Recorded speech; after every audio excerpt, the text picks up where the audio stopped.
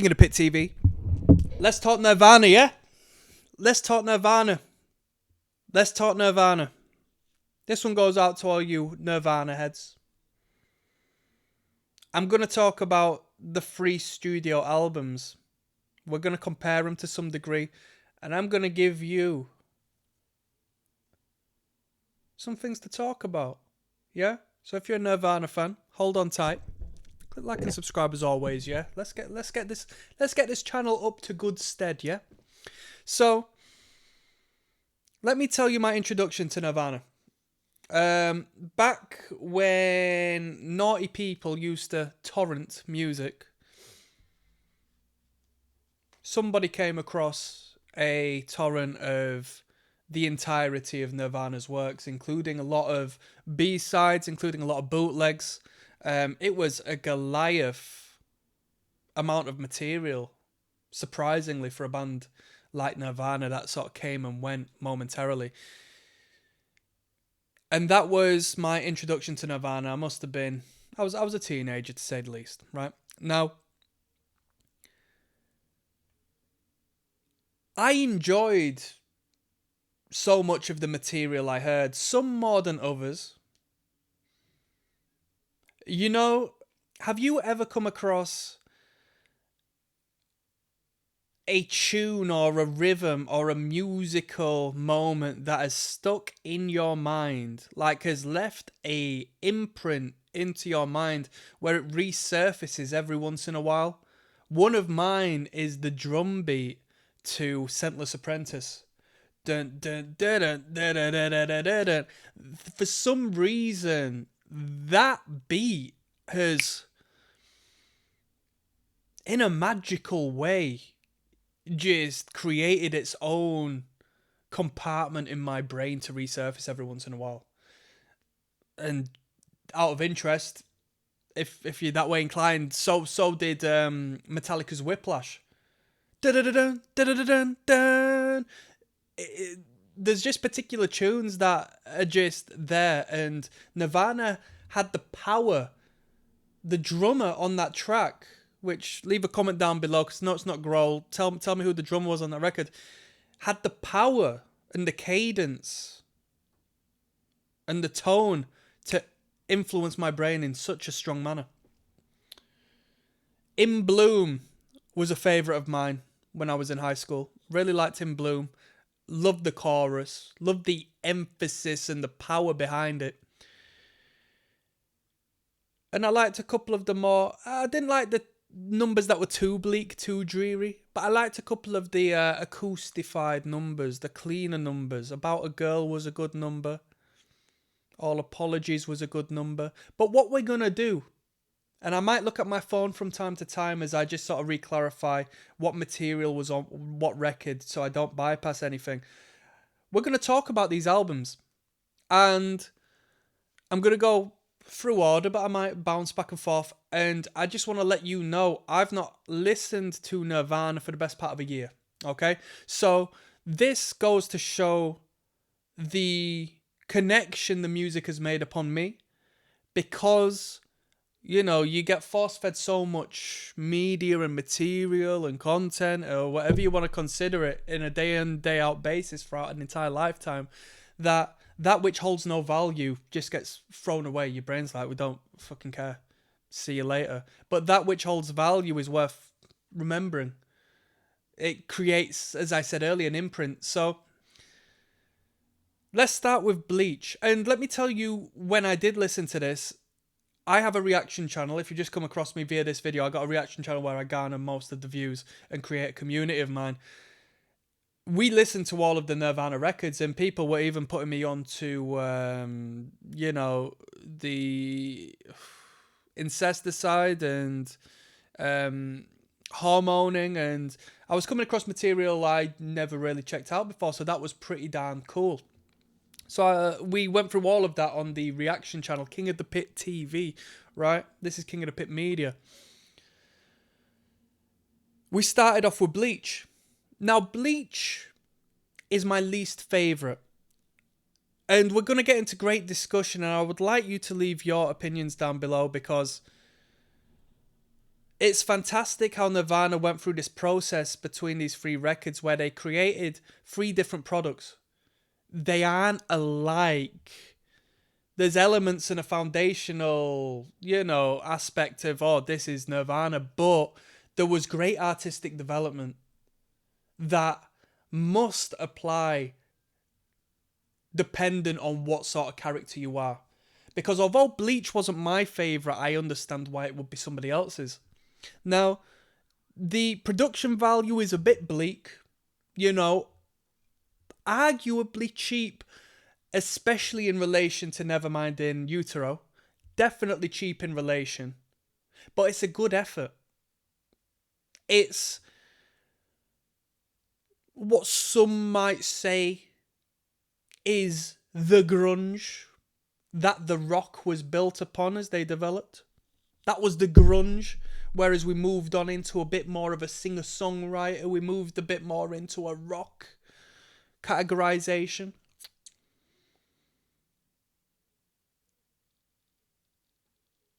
Bleach came with a lot of hooks, instrumentally speaking. As I said, Scentless Apprentice. We had some great bass lines. Let me have a look at the track listing. As I said, Negative Creep's a great number, catchy number.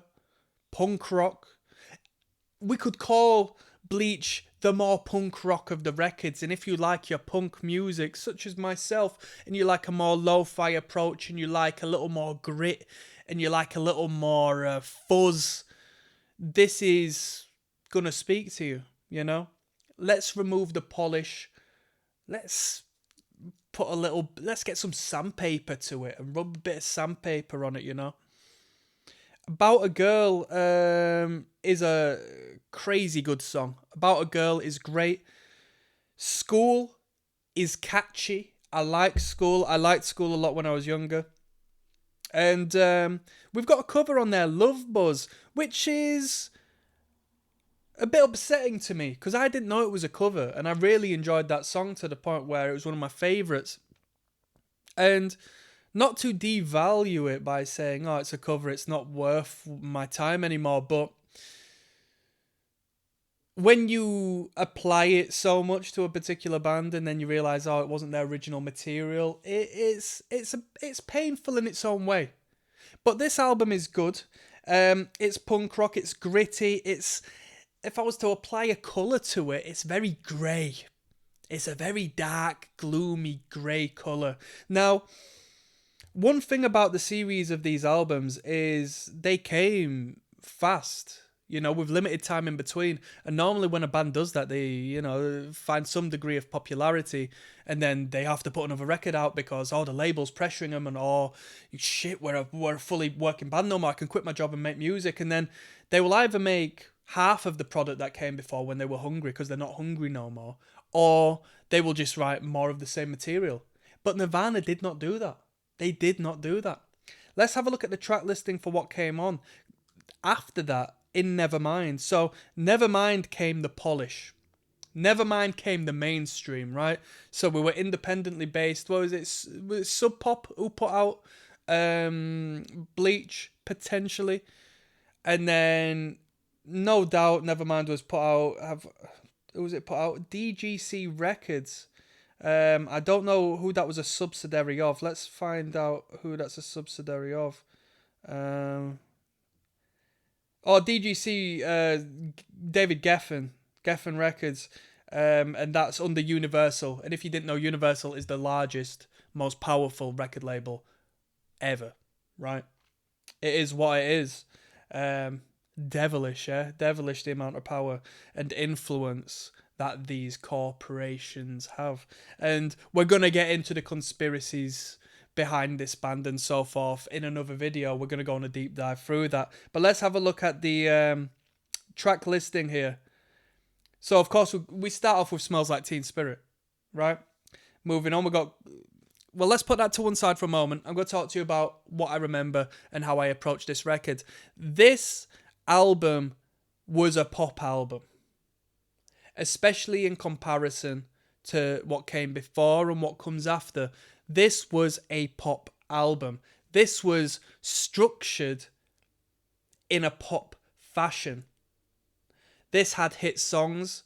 This had compositions that were structured A, B, A, B, C, B in the fashion of the Spice Girls, Boyzone, Robbie Williams.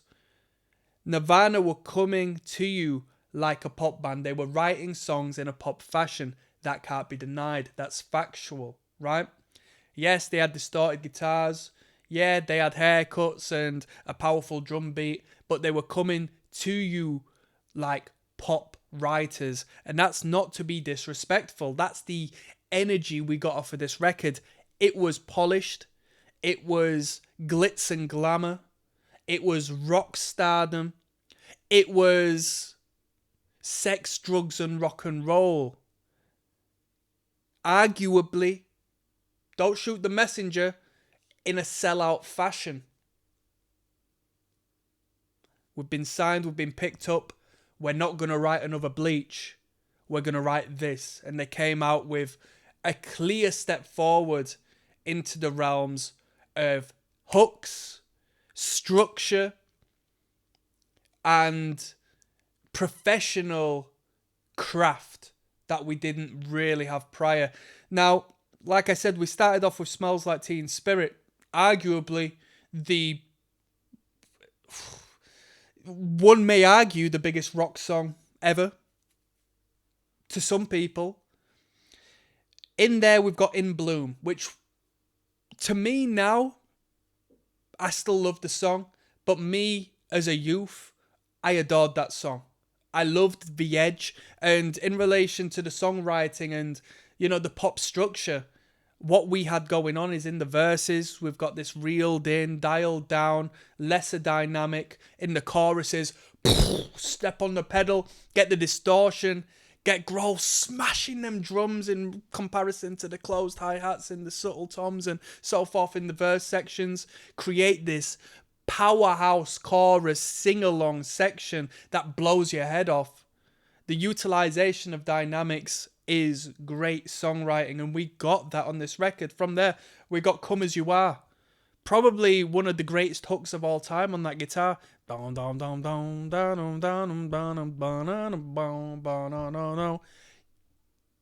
more needs to be said? What more needs to be said? Chef's Kiss, fantastic. From there, we got Breed. So, forgettable. In my opinion, a forgettable number. A forgettable number.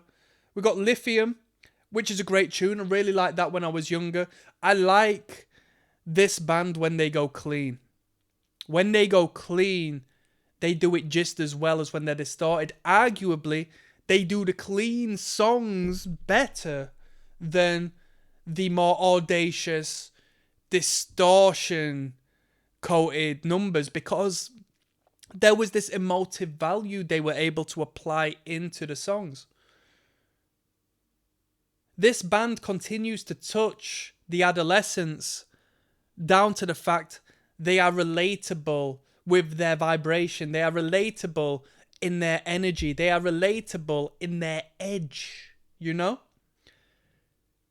And the portrayal of the solemn, melancholic gloom of the acoustified, clean songs was as realistic in the connection to that side of the teenage psyche as it was the audacious grunge rock and roll punk rock emphasis on the distorted moments. From there, we got Territorial Pissings, which I think is a great tune. Every once in a while, Nirvana are just going to throw this intense song in there just to say, yeah, we are intense as well. We're not really just selling out. Here's proof that we're not, you know? Realistic, yes. I can't say it was, I can't say it's false, because I can pick up on stuff like that, especially in the realms of punk rock, and I really enjoy their punk rock efforts. Territorial Pistons, fantastic. Absolutely fantastic. Really like that number. Really like that number. From there, Drain You, to me, forgettable. I don't know much about that number. I can't remember it. Lounge Act, once again showcasing incredible utilization of hooks and melodies. It feels like their best instrumental hooks and catchy moments stem from their lesser dialed in structurally songs. So the songs where they go a little more freeform, where they don't abide by your traditional, sellout pop song structure, that's when you might have a funky bass line introduced. It's where you might have an incredibly rhythmic drum beat involved, Whereas when it comes to songwriting for songwriting's sake, they sort of rid of that element because the instrumental serves as the canvas for the vocal line to paint the picture, Because that's what brings the people in. They want to hear human, right? We can get along and think like hearing a cool instrument is good, but generally speaking, you're not going to create that emotional connection and that tie without a good vocal line, without a good lyric, without a human being. Yeah. Stay Away, powerful number. Powerful drum number. It's all right. It's a rock and roll tune in it. Then we've got On a Plane, which I liked when I was younger. I think this sounds better on the live unplugged record than on the record. I think that's one of the selling points of the MTV Unplugged session, the variation of On a Plane.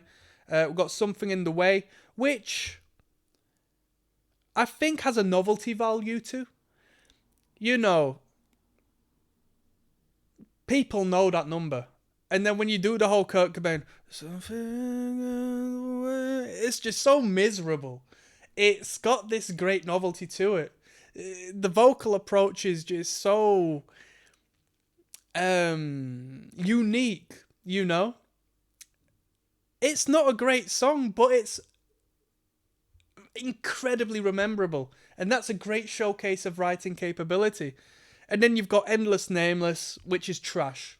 Hidden track, load of shit. Let's keep on moving. From there, we've got In Utero, right? And my favourite album when I was younger was Nevermind. It touched me because it was easy. There was a lot of easy material on there. In Utero, I find a very mature record. And it's amazing, as I said initially, how soon they matured into this entity. It takes bands decades. If not, they just deteriorate. And it's like, I don't know if you know much about Fall Out Boy, but my journey into listening to Fall Out Boy and their maturity, I feel the tangent is alike. Let's have a look at the track listing on In Utero, but whilst I do so, let's ramble for a moment. Right now, as an older man in relation to my younger self, In Utero is my favourite and probably will remain my favourite. The production value is gorgeous, clear,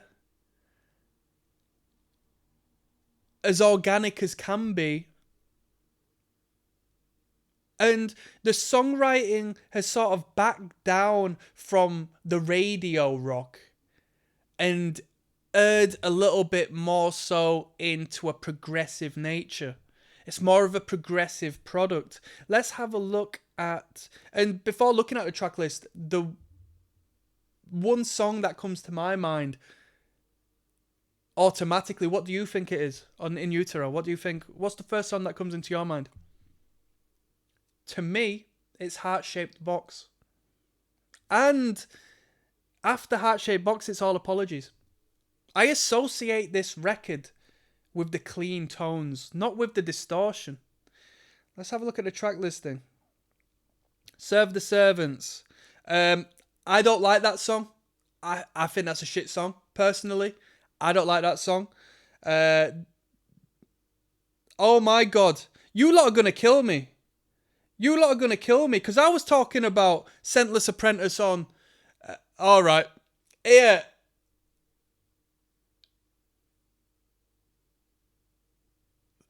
I thought Scentless Apprentice was on Bleach.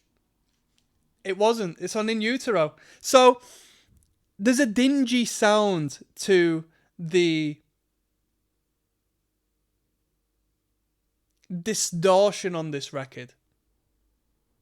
But it's more polished up, more cleaned up than what you've got on Bleach.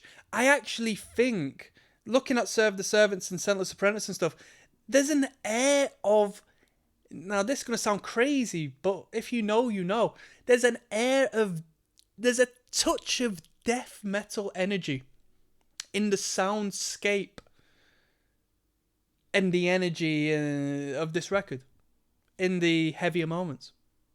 Heart-Shaped Box, track number 3, and the dynamic between the overt distortion and the clean, the cleanliness, the organic, hippie value of the clean guitars and that which is, creates such a fantastic dynamic. You don't really get a middle ground with Nirvana. You've got the clean and then you've got the foot on the pedal, let's go. Full speed ahead. You got Rape Me, which is a good song. I'm not bothered about the lyrical content and the title of it. Yeah. The edge factor doesn't please me. If anything, it turns me off. Francis Farmer, forgettable, filler, take it off. Dumb is a great song, an innocent song. I think Kurt got in tune with his inner child for that one. I like Dumb. Very Ape, it's okay. Milk It, forgettable. Penny Royalty, underrated. Penny Royalty is an underrated number. Radio Friendly Unit Shifter. Tourette's might be the best showcase of punk rock Nirvana has to offer. I think Tourette's is a great track. I love Tourette's. We go into a couple more punk numbers, most of them being covers on the Incesticide record, but I think Tourette's is a powerhouse of a tune. Really like it. And then we finish off with All Apologies, and the fact you finish off with All Apologies, I think you couldn't have a better song to finish off. I don't think you could not have a better song to finish that record off. But as you can see, I mean, Rape Me sort of comes with the singer-songwriter hit song energy that we have in Nevermind. But of course, as far as the lyrical content is concerned and blah, there's an intentional shooting of the foot to say, nah, we don't want that, fuck that. There's a great maturity to that record. And I feel if we were to hear another record by Nirvana, given things continued onwards, they might have gone too far astray. I feel like they might have gone too far astray into the realm of experimentation and isolated their market, you know. And I know it's just about the music, man. It's all about the art, man, blah, blah, blah. But realistically speaking, it is what it is, you know. Bands fall off. And what more needs to be said? That's a little run-through of the 3 Nirvana records. In Utero is my favourite, and it's down to the cleaner moments. My younger self liked the distortion, although appreciated some of the cleaner ones. My older self, it's like my relationship to Led Zeppelin. When I was younger, I enjoyed the rock and roll Led Zeppelin. As I'm older, I enjoy the blues Led Zeppelin. And on that note, I'm signing out. Leave a comment down below, people. Peace.